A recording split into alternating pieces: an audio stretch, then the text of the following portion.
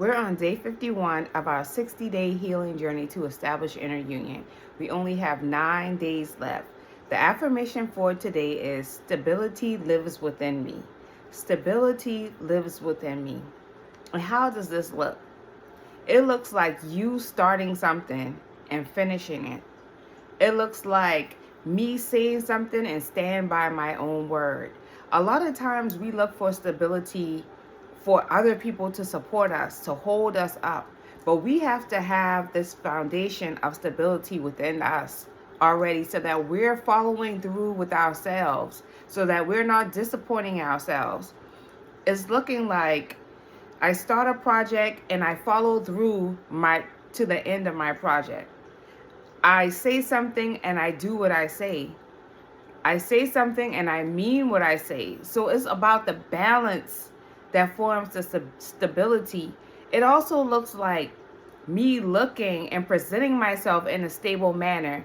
My posture is straight. The way that I'm speaking is in line with who I present myself as. The way that I'm carrying myself is presenting the way that I carry myself, that I say that I am. So it's about having that balance. And the true stability should be coming from within, instead of looking for outside things to validate us, to hold us up, to make us feel strong. We should feel strong within ourselves. Because if we're looking for that stability and support from someone else, what if that person falls back? What if that person now decides that I no longer want to be your stability? I no longer want to support you. Then what does that mean at that point in time? Who's going to hold you up? Who's going to keep things grounded for you? Can somebody else actually do that for you? Think about it. Can someone else actually create stability for you? Or is it your mind that makes you think that there's other person that's creating a stable situation for you? So see how everything starts within. Any way you look at it, we just trick ourselves to think that it's this other person that's bringing the stability. No, it's your belief that that other person is giving you stability. But if you want to provide yourself stability, you can believe that you can do it too. And whatever that means, then you would take the steps to get it. So we have to start having conversations with ourselves, real conversations with ourselves. No, we're not crazy for talking to ourselves, but really, you have to sit down and have a conversation with yourself about what stability looks like. What does stability look like in my life? And what does it take for me to embody stability? What does it mean? What does it look like for me to get this into my life? What actions do I have to take? Do I have to set goals in order to get to this place of stability that's in my mind? Stability should live within us. So that's the affirmation. Stability lives within me. The somatic practice is upright posture, but relaxed. We want to have upright posture. We want to have our chest open, but at the same time, relaxed shoulders so that you're not forcing it. But this says a lot. This is sending a message to your whole environment. When you have certain types of posture, your body language is saying something to someone else. But if you're around people and you're slumping, people automatically assume that you don't value yourself the same way when you have certain types of posture. So it's showing and presenting, and it's not for everyone else. It's sending out a message to the universe that I am stable. So we have to be conscious on the way that we do ourselves, conscious on the way that we carry ourselves, starting with our posture, and also with saying things or following through. We want to be consistent in our behavior so that we are sending a message of stability out into the universe. Because think about what you get back in return. If you're not presenting yourself as stable, you'll ultimately get unstable situations. You're saying this is what I want, but you don't have the tools to get it. You haven't done the research to get it. You haven't done the work or put in any work to get it. That's unstable. There's no balance there. So you have to have stability by being who you say you are, presenting yourself as who you say you are. You see what I'm saying? It has to be matching. The balance is important in order for you to call in things that are in line with that stability and that balance. Because if not, that's sending a signal that I'm not balanced, I'm not stable, and now you will get into situations that force you into stability, and they're not always ones that are very pleasing. So we are conscious and aware of this, that we can just leap forward into situations that are more stable because we've done the work, the inner work, to make ourselves become more stable. The visualization is inner stability holding me. So we're going to just visualize ourselves having an inner stability, whatever that looks like. Does it look like a column that's supporting you? Does it look like your spine just being upright? What does it look like that's supporting you? Is there a force within you that is upright, that is making you stable? So that's our visualization. What is the visualize inner stability holding you? The journal prompt is, what helps me feel steady? What helps me feel steady? Is it you consistently having a list of things to do? Do you have to have a calendar? Do you need somebody to be an accountability partner for you? What helps you to be steady? Do you need a specific routine that you're on so that you are making progress? What's helping you be steady?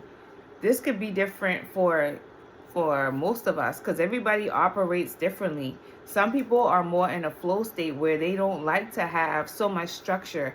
They may feel more steady when they don't have somebody that's trying to lock them into a specific schedule, and they're able to actually let whatever intuitively comes through them, and they're steadily moving in that path. Excuse me. They're steadily moving in the path and direction where their intuition is guiding them. So they may feel more steady when there are not so many constraints.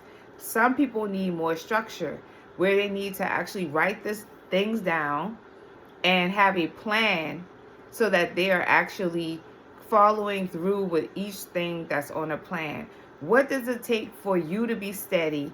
And now put those things into practice so that you're actually becoming more steady. Because think about the momentum that you form. The momentum steadily gets you where you need to go at.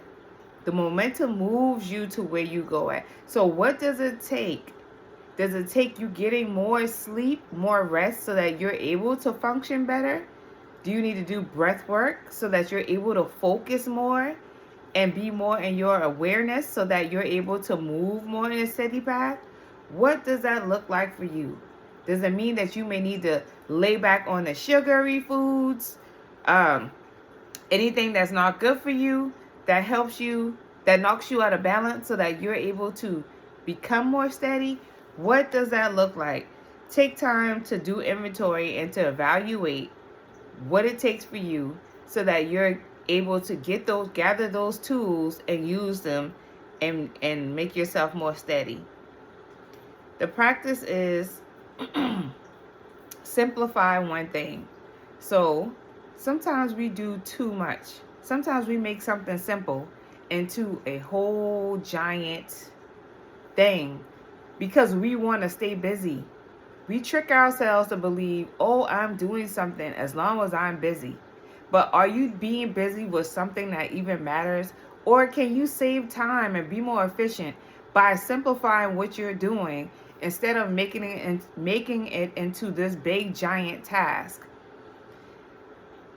We trick ourselves a lot of times, and we even self-sabotage by doing this because we want to just feel like we're doing something. We want to tell people we're busy, but it's really self-sabotage because what are you doing? When you could take this one thing and simplify it into one single task instead of making it into various steps. but it's actually yourself sabotaging you so that you don't get that done. And it could be for various reasons. It could be fear of success. It could be fear of judgment. So you prolong things because you want to look like you're busy to other people. But we're practicing today making one thing simple, simplifying one thing. The holistic tip is reduce multitasking. The world is so busy. We have so much things going on at one time that a lot of us have gotten used to multitasking. But are you efficient and effective by multitasking? Are you getting things done the proper way to like the highest level or capability? Are you able to do that by multitasking? I know for myself, the older I get, my brain is like, listen, that's too much multitasking now. I trained myself to multitask for many years out of survival mode. But now my body is like, no, you need to focus on this one task right now, and then later on do the other one. Everybody just has to wait, because I feel like I'm getting scrambled up when I'm thinking that way. When I'm trying to multitask, I feel like it's too much pressure on my nervous system. So I began to stop multitasking as much as I can, and things just have to wait. People just have to wait. It's not bad intentions. It's not out of malice. It just is what it is. And for health purposes, we need to stop multitasking as much as we, this world has us doing too many things at one time, and it's not good for our nervous system. So the holistic tip today is reduce multitasking. Reduce multitasking. So we are on day 51. We got 9 days left. Kudos to everyone that's been following through. I honor you. Thank you for being a subscriber on my channel. Thank you for liking my videos. And I will see you tomorrow. Peace and love. Mwah.